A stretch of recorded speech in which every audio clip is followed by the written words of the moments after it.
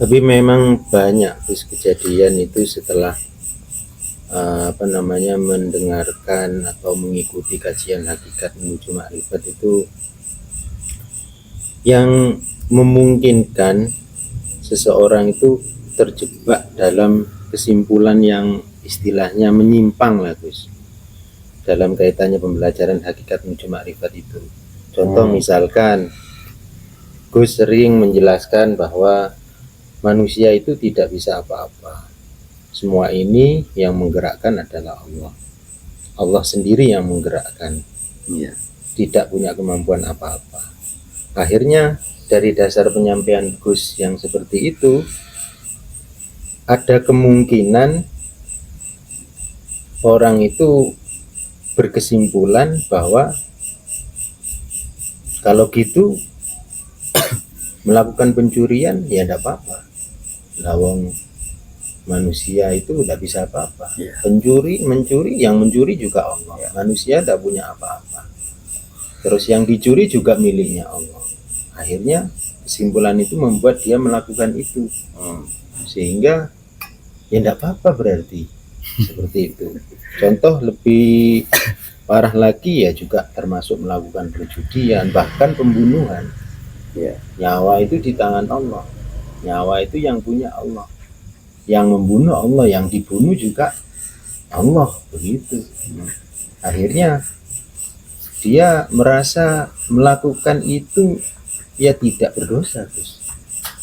Nah, bagaimana menyikapi kesimpulan-kesimpulan yang seperti itu, Gus, supaya ini istilahnya kajian yang seperti ini tidak menjadikan jamaah itu memiliki kesimpulan yang menyimpang lah istilahnya, Gus. Iya, tetap kita harus berpegangan dengan Quran hadis, Mas. Orang-orang yang seperti itu kan berarti kan dia keluar dari Al-Quran. Nah, sedangkan dan kita pelajari hakikat itu kan dasarnya dari Al-Quran. Seperti ala bidzikrillahi tatmainul qulub, banyak dengan mengingat Allah lah hati itu akan menjadi tenang. Itu kan kajian-kajian tauhid. Berarti kalau dia berprinsip seperti itu kan berarti dia tidak memahami. Dia meninggalkan Quran secara dia tidak sadar. Padahal munculnya ilmu-ilmu itu ya dari Al-Quran. Padahal sang guru itu sudah menjelaskan detail, akan tetapi penangkapannya yang kurang maksimal, mungkin seperti itu. Dan dia tidak mau bertanya konsekuensinya apa, tidak mau bertanya dulu. Dia langsung mengambil kesimpulan sendiri dan menjalankan apa yang diyakininya sendiri itu tadi, tanpa melihat dalil-dalil dari Al-Quran, pedoman-pedoman dari hadis. Dia lepas dari itu berarti. Kan patokannya kita harus melihat Rasulullah. Salam.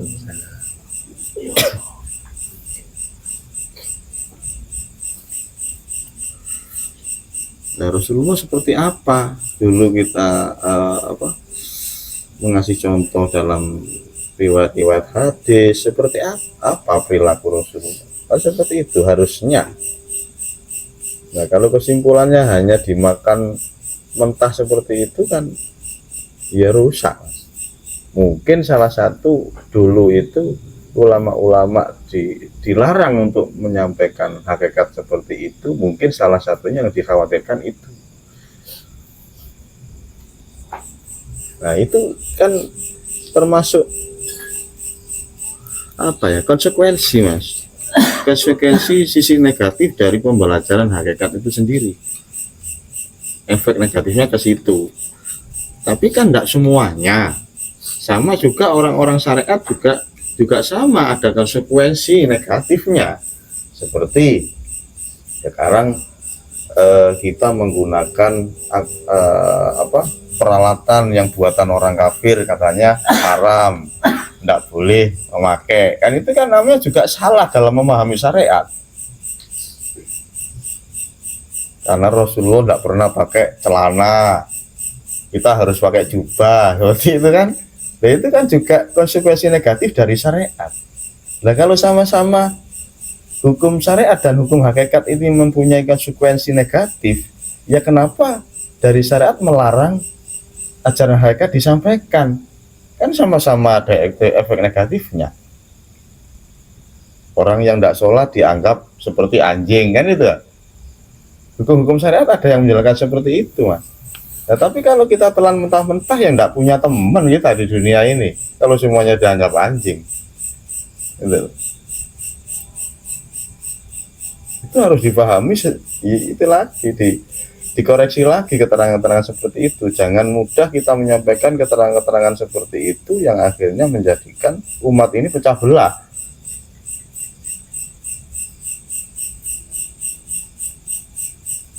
Wudu kalau tidak seperti ini tidak sah katanya. Padahal kan orang yang wudu itu kan orang yang baru belajar sholat, kadang itu sudah ditegur seperti itu, akhirnya berhentilah dia, merasa dibatasi, merasa tidak disahkan oleh salah satu orang yang sudah katanya paham agama, paham hukum agama.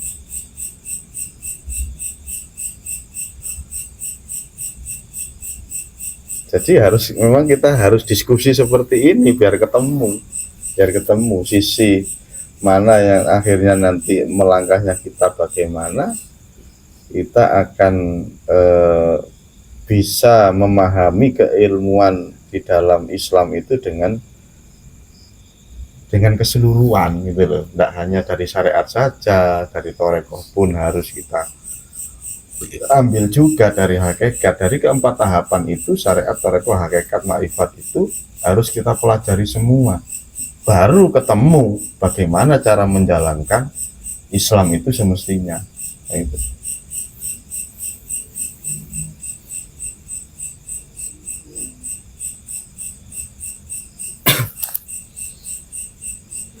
Kan selama ini kan orang-orang yang hanya memahami hukum zahir seperti syariat saja, itu kan seringkali mengatakan ajaran-ajaran hakikat itu sesat, kan seperti itu.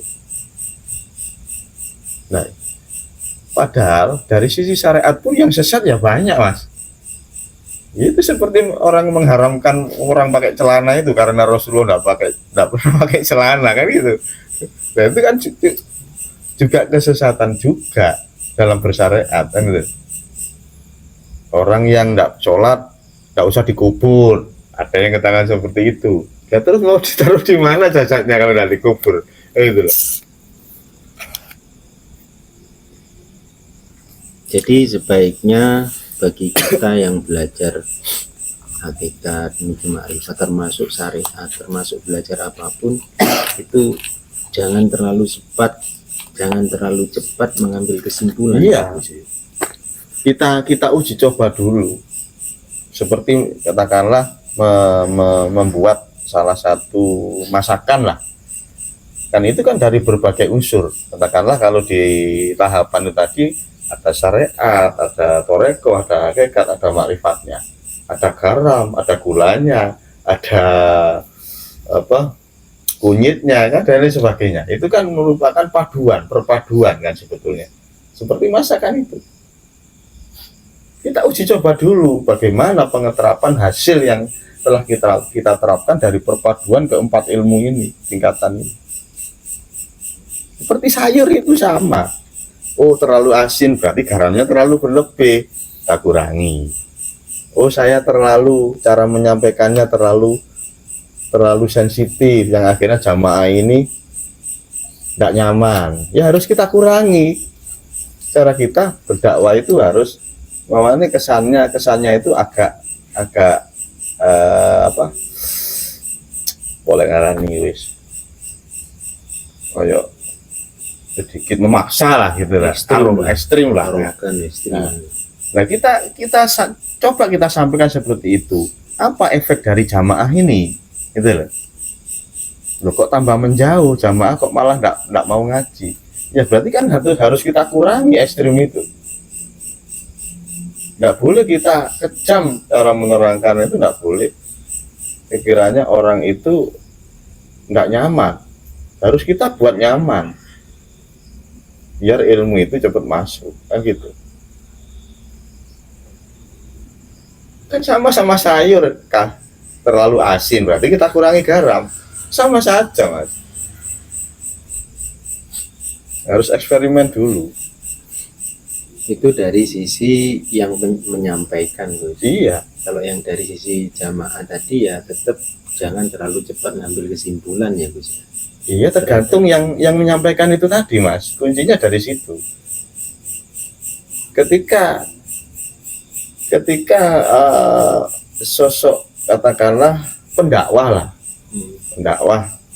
ini sudah menyampaikan secara keempat tahapan ilmu itu tadi, sudah dia uji coba perpaduan dari keempat tahapan syariat atau hakikat marifat itu sudah dia temukan titik klimaksnya, kemudian dia sampaikan kepada umat. Nah ini responnya umat ini bagaimana? Kalau responnya umat masih banyak yang nggak nyaman, ya harus kita rubah.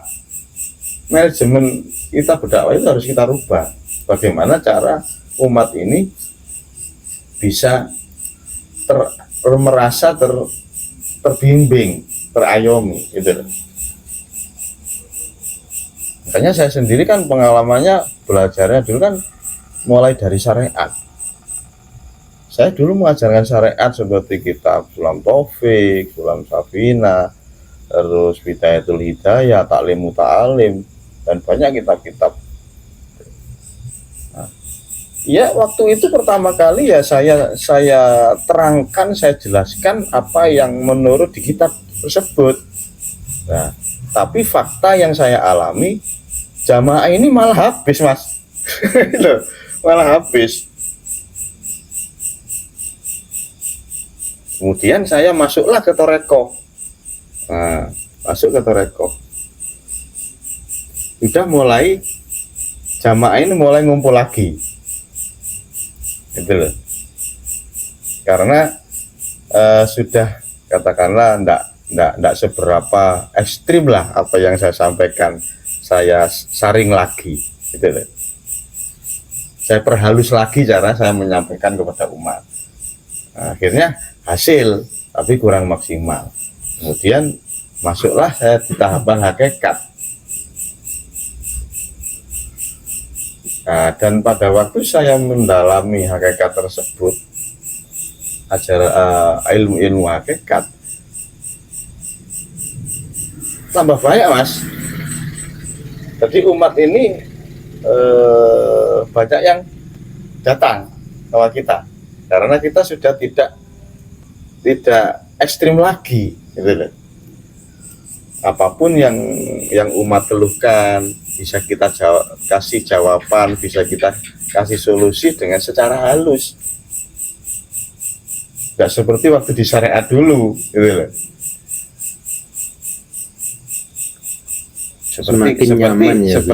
Seperti katakan pernah ada yang tanya masalah sholat.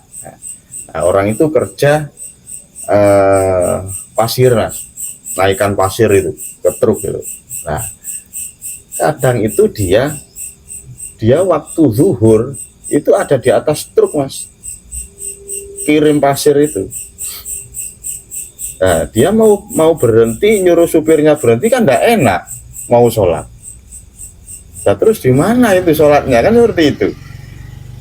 Nah, kalau di syariat yang nggak bisa, harus turun kamu, kayak gitu. Penyelesaian di syariat harus turun kamu sholat. Biarin sudah supirnya terus, pokoknya kamu sholat, nggak boleh ninggalin sholat, kayak gitu. Nah, akhirnya secara nggak langsung kan umat ini bingung. Nah, kalau saya turun ninggalin sholat kan nggak dapat uang, saya kan gitu.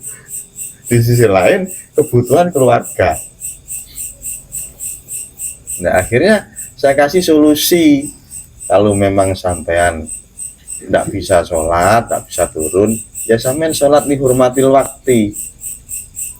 Tetap sampean sholat walaupun di atas truk secara duduk, walaupun tidak punya wudhu, tidak apa-apa. Nanti sampai rumah dikodok sholatnya. Itu kan ada itu di kitab-kitab itu, solusinya seperti itu kan ada. Jadi dia tetap sholat, tapi tidak secara rukuk sujud. Seperti orang sakit itu loh. Sholatnya orang sakit yang tidak bisa duduk, dengan berbaring kan bisa, dengan duduk kan bisa, tidak harus berdiri kan. Nah kalau sholat di atas truk berdiri mas, ya jatuh mas, kan tidak bisa. Jadi nah hal-hal seperti itu mas. Nah ketika saya mencoba dari Toreko saya gabung, dari Haika saya gabung, dan akhirnya menemukan solusi-solusi untuk umat. Dan akhirnya umat itu merasa terayomi, merasa nyaman, meminta nasihat dari kita, gitu loh. Dia merasa mendapatkan pencerahan lah dari solusi yang kita sampaikan, gitu loh. Dan akhirnya dia tidak kebingungan lagi, gitu loh. Tanpa dia meninggalkan pekerjaannya, juga dia tidak meninggalkan sholat, gitu loh. Nah kalau kita monoton harus turun, nggak boleh, harus sholat. Nah kan, ya di mana kerjaannya mas?